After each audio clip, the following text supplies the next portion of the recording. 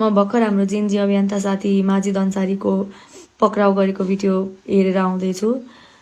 अनि सेप्टेम्बर 8 मा जुन पुलिसको अराजकता थियो नि, त्यो र अहिलेमा केही पनि फरक छैन, केही पनि फरक छैन।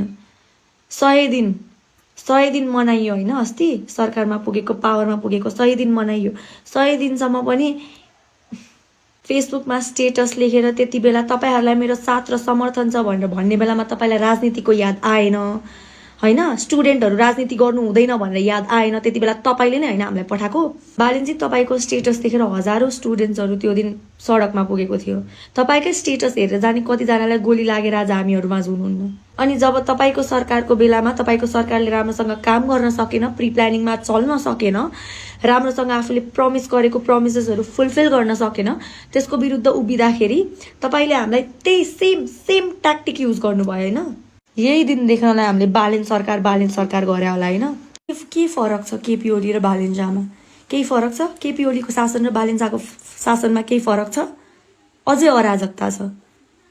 सुदन दाई तपाई त त्यति बेला हामीसँगै हुनुहुन्थ्यो त, हस्पिटलमा हामीसँगै दौडिनु भएको हैन हजुर? त्यति बेला देख्नु भएको थियो नि स्टुडेन्ट्सहरुको के हालत भएको थियो, के गरेको थियो पुलिसले भनेर देख्नु भएको थियो नि। अहिले सेम ट्याक्टिक हुँदैछ युज। के गर्दै हुनुहुन्छ तपाई? एज अ होम मिनिस्टर हजुर के गर्दै होइसिन्छ? हजुर र रमेश लेखक बीच केही फरक छैन सुदन दाई, केही पनि फरक छैन, केही फरक छैन।